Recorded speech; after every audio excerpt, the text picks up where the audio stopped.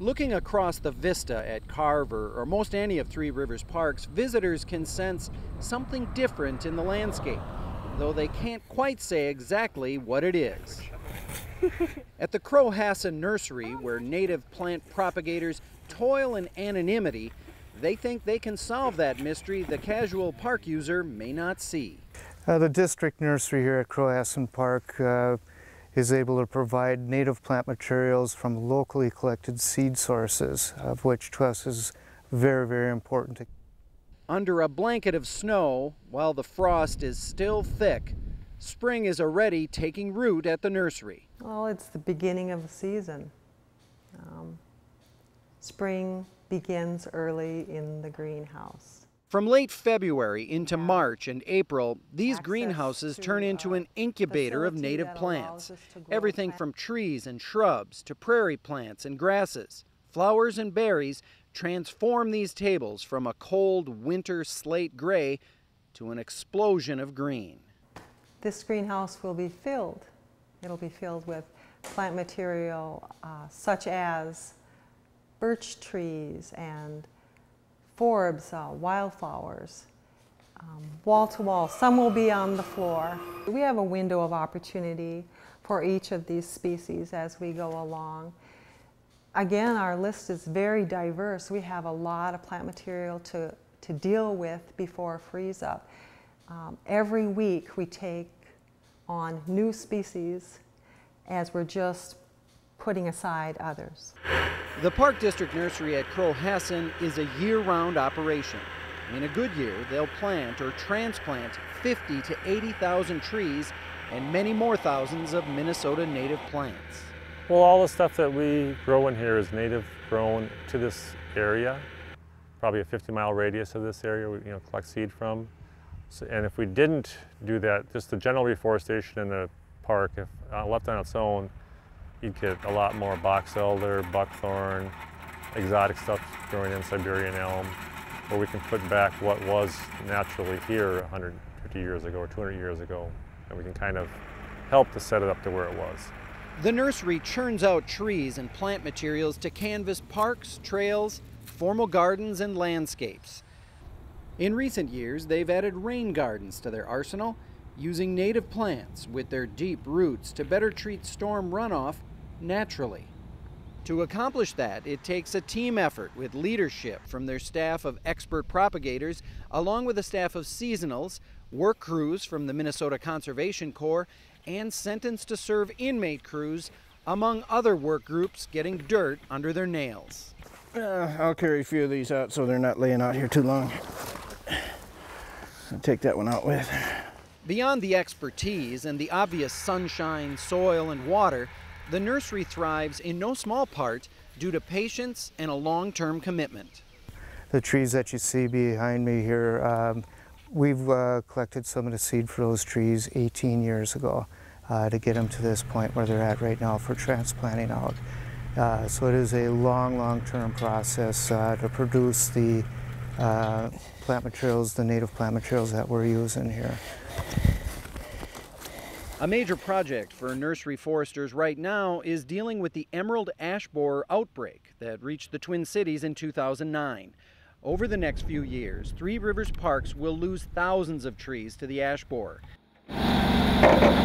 So they're going on the offensive against the pest by cutting down ash and proactively transplanting other tree species.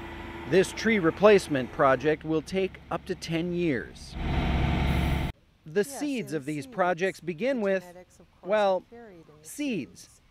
Collecting, cataloging, storing, and preparing the seeds is an enormous task that is happening continually from the spring thaw to the fall freeze. Some are as small as a grain of sand, while a butternut is hard to miss. Each seed has its own story, from those transported by the wind or water to others via animals' feet or bird droppings. And then there's the trembling aspen. When we collect the aspen seed itself, it's at a stage where it's about to release and go out into the atmosphere.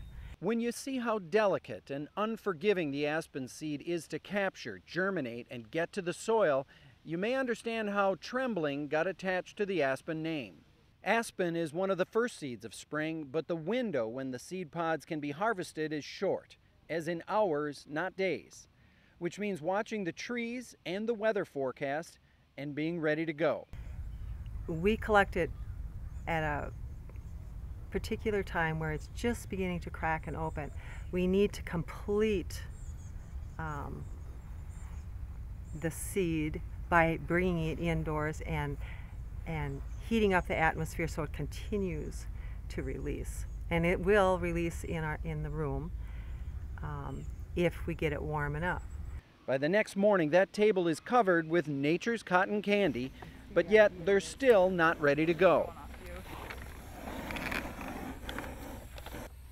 The seed is within this cotton-like substance.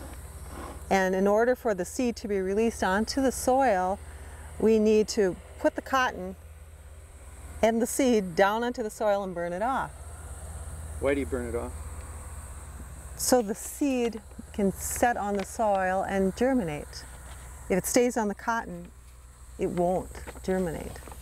So I put it on the soil and spend a second or two separating it, burning the substance off, burning the cotton off,